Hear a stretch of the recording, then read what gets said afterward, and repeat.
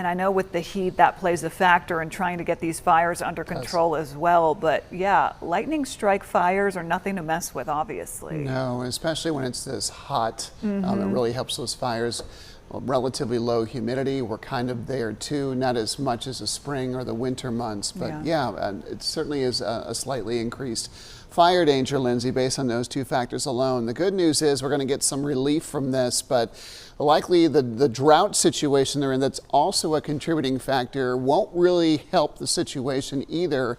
In fact, it's likely going to get worse this week before it gets better. And having said that, we do have periods of rain in the forecast beginning as early as Wednesday, and even though we could see a few spotty showers and storms up until then, the rain chances will start to ramp up as we change our weather pattern. It's a good thing we are.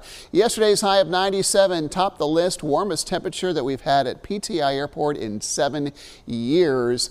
We could beat that today. In fact, we're on pace to do so, forecasting a high of 98. We're already at 93 degrees at PTI Airport, a degree warmer than we were yesterday at this time.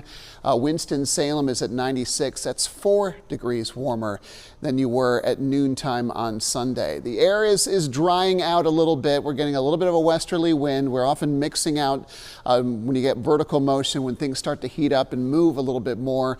Dry air above is replacing some of the moist air at the surface. So our moisture levels have fallen a bit, and it's on those really hot days that we often see, the moisture levels are pretty low. That's why deserts have temperatures of 110, 120 on occasion. There's not much water in the air, and so the sunlight will heat up the air directly instead of having up the dry air and the water that's in the air. So it's not a big surprise because of that the entire area isn't under a heat advisory. We're confining that to the areas that are a little more humid. Montgomery, Randolph, and Alamance County are included in that until 8 p.m. this evening.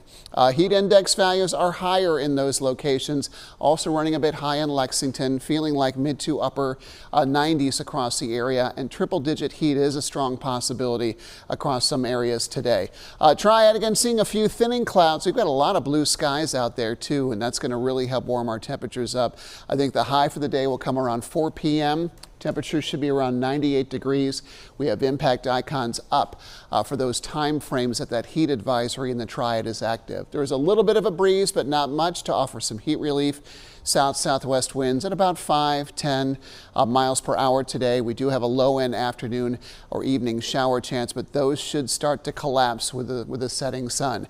96, your forecast high in the foothills today with a similar rain chance, and we'll keep that 20% in for the mountains. Mountain temperatures in the upper 80s today. That's pretty substantial. We could break that record high of 97 for today's date. We'll be in the ballpark on Tuesday, but the general trend after today is for temperatures to begin coming down. Coinciding with that, rain chances will be going up on top of that. Now, it'll be pretty slow to get going, 30% by tomorrow, but that climbs to 50 by Wednesday. And because we have high rain chances in your forecast for the rest of this week, we have weather impact days posted Wednesday all the way through the weekend.